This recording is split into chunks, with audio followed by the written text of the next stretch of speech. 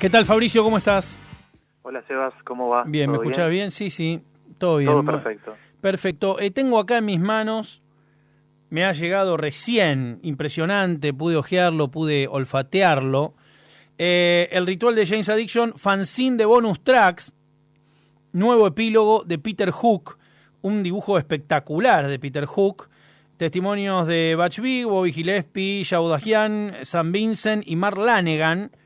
Sam Vincent estuvo colaborando en el disco de McCartney, en el Imagine, hace una versión, una de las mejores versiones del disco. Sí. Hace muy poquito. Son amigos. Contame cómo aparece este bonus track que acompaña el ritual de Jane's Addiction, el libro del gourmet musical estupendo, que ya habíamos hecho nota, habíamos hablado, lo leí, me pareció una maravilla, a propósito de Jane's Addiction, el ritual de lo habitual y demás.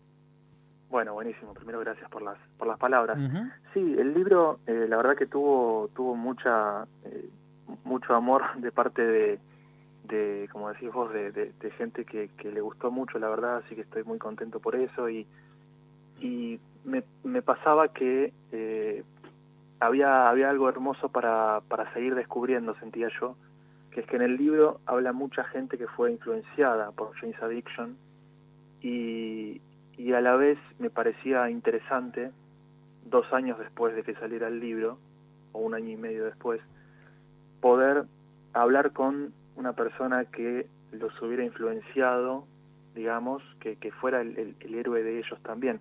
Que si bien hay en el libro, hay personas como David Shea de Bauhaus y demás, que los habían influenciado, creo que los 4 miembros de Jane's Addiction me mencionaron a Peter Hook, o a Joy Division, o a New Order. Claro.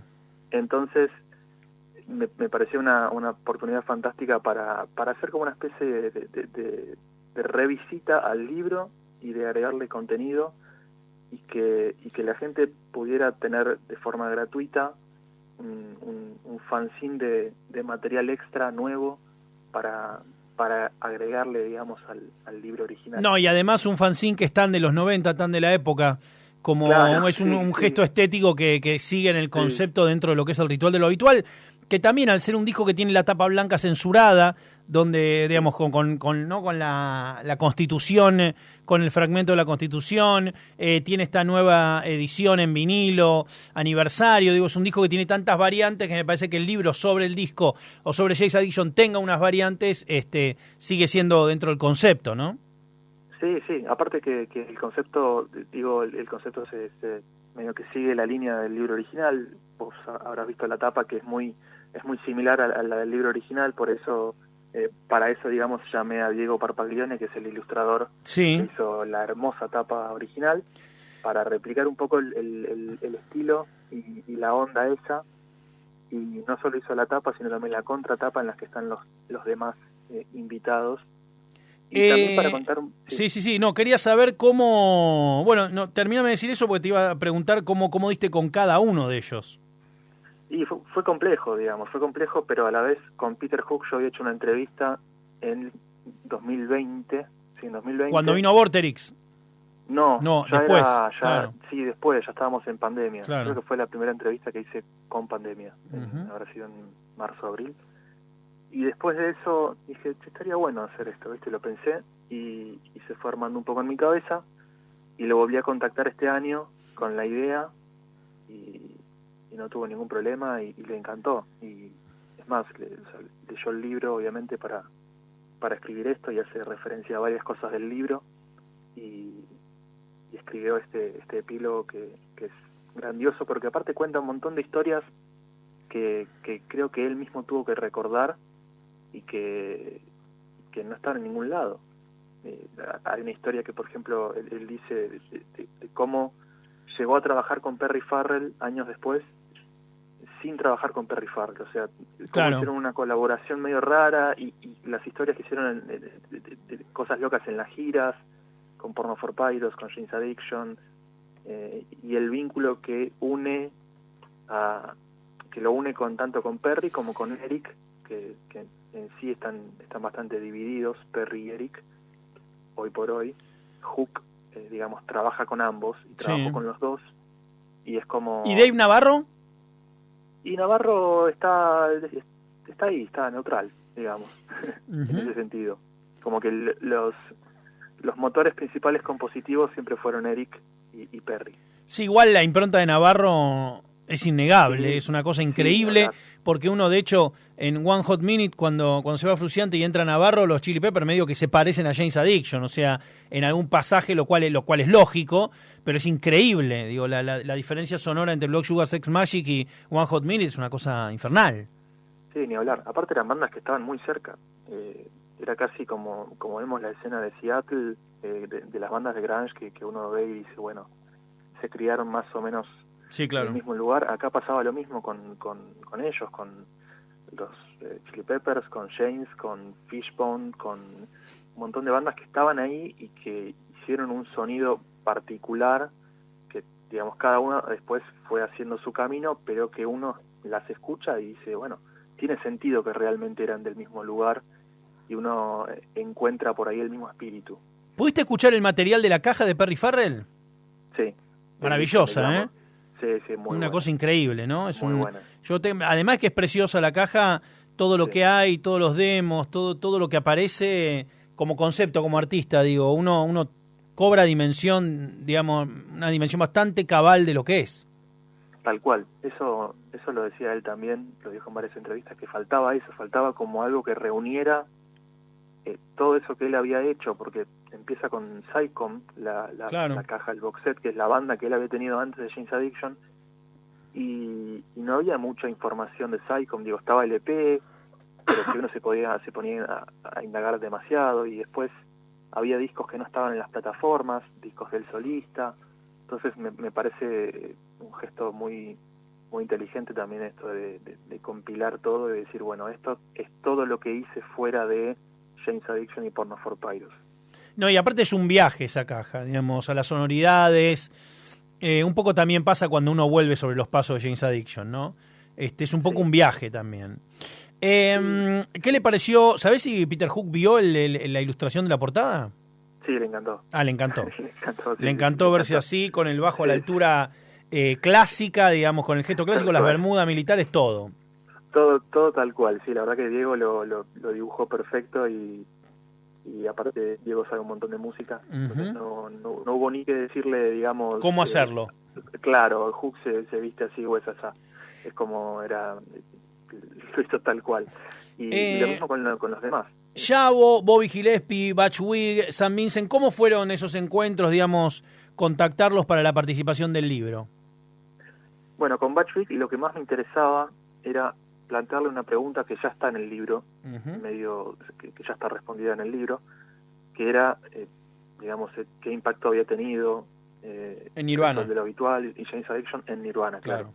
Y en Nevermind, que fue, si querés, lo que explotó en el mainstream.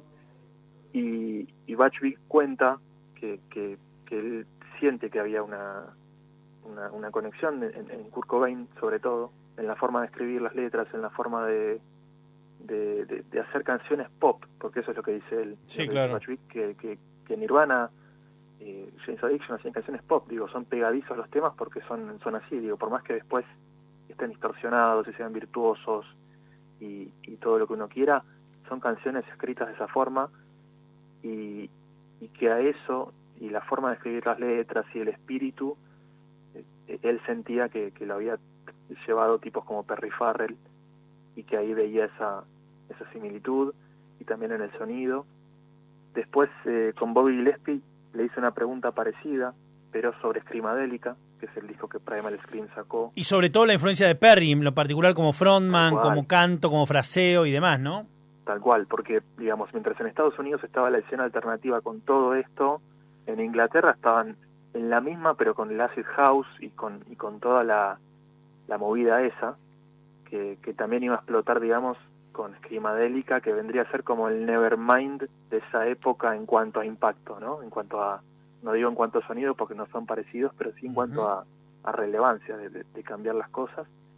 Y también fue una muy linda entrevista con Bobby Gillespie sobre eso. Y después con Yavo cuenta, Yavo de System of a Down, sí.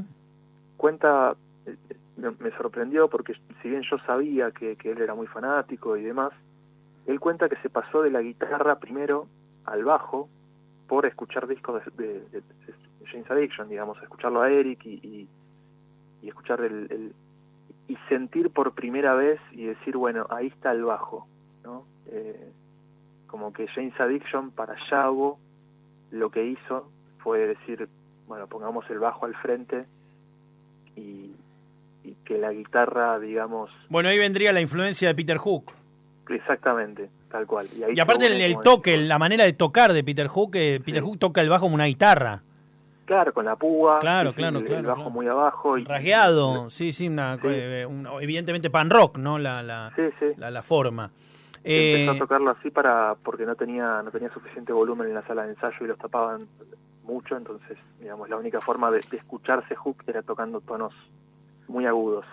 Bueno, lo increíble es que ese bajo tan característico de New Order, de Joy Division, de Cure en medida también, terminó configurando un estilo, digamos, esa búsqueda de un sonido, inventó casi un género, o le termina dando una utilización tan particular que, digamos, pasa a ser un gesto de producción trascendental para el estilo de las bandas.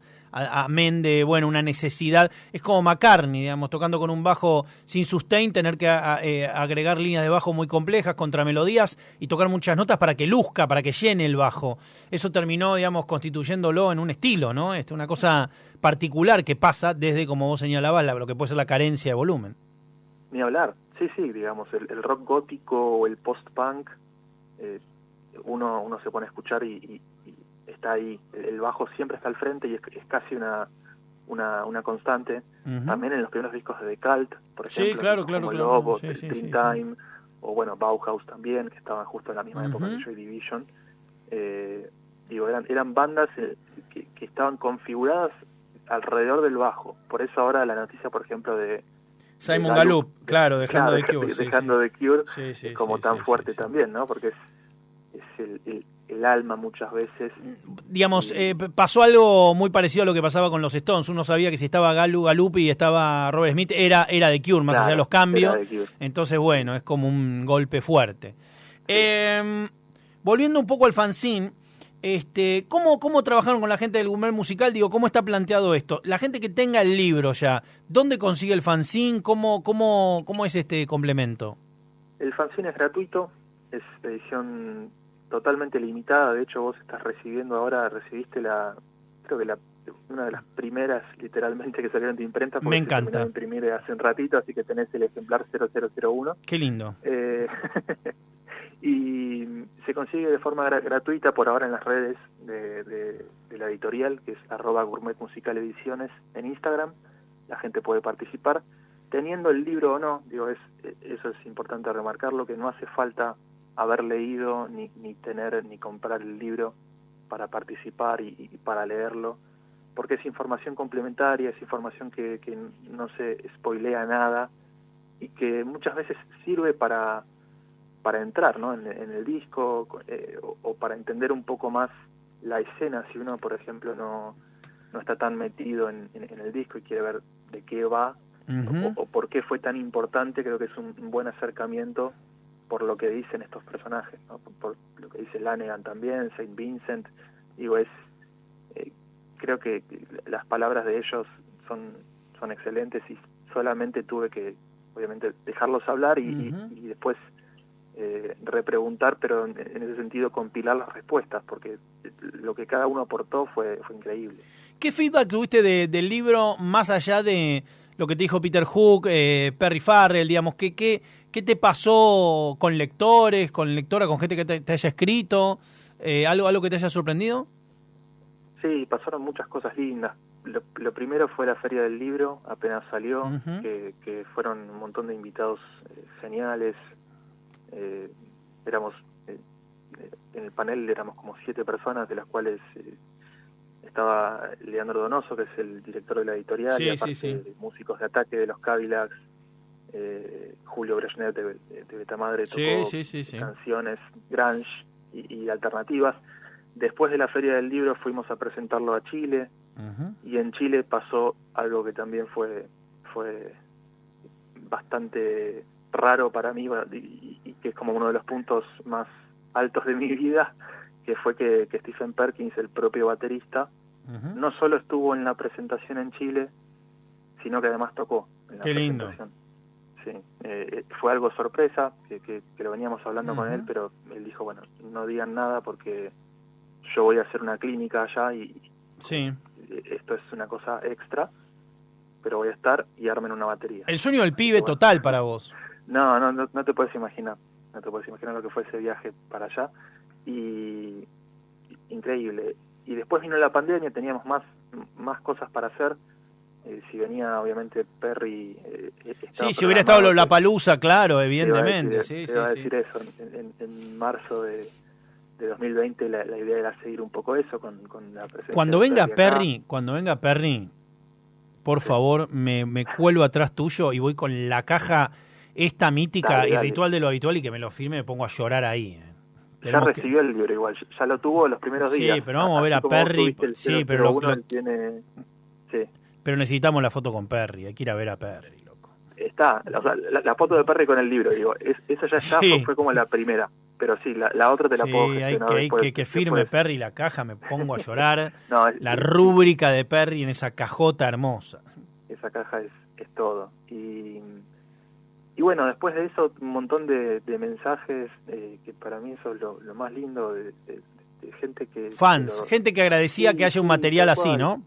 Tal cual, que eso me sorprendió para bien, de gente de México, de España, de Brasil, que por ahí no sabían mucho español, pero igualmente lo intentaban leer, Italia incluso. Yo creo que porque es increíble que no hay un estudio así. Bueno, este libro debe ser único en el mundo, digamos, que sobre Jane's Addiction haya un trabajo, porque es una banda que corresponde a un momento muy particular, muy importante, bueno, como explica el libro, pero muy fugaz a la vez. Entonces, es como agarrar un momento. A mí me terminan gustando más estas experiencias que por ahí, qué sé yo, un libro sobre los Beatles, ¿me entendés? Que 10 millones son 10 años de carrera, o sobre los Stones. Digo, esto es agarrar un momento en la historia. Entonces tiene mucho clima, me parece. Gracias. Eso era para mí un objetivo, ¿no? De enfocarme en cierta época, en esos 2 años, sobre todo año y medio, en los que pasaron un montón de cosas increíbles, lindas, feas, de todo tipo, y profundizar ahí, ¿no? Porque uno, si hace un poco un dossier o una biografía muy grande sobre un periodo mucho más el reggae, claro. Por ahí uno se pierde un montón de anécdotas y de cosas en el medio, en el camino, y acá la historia era increíble, la cantidad de cosas que pasaron ahí era de todo, de lo más alto a lo más bajo y de vuelta a lo más alto y así. Por eso la tapa del libro es una montaña rusa, ¿no? Y también en este fanzine algo que hice fue contar un poco cómo fue el periodo, digamos, el periodo de trabajo del arte de tapa. Claro, sí. Libro. Hay en el fanzine está la evolución, que es increíble al final, donde uno ve un sketch y cómo se agregaron los policías, la montaña rusa, la expresión, estaba triste, después estuvo divertida, bueno, todo eso.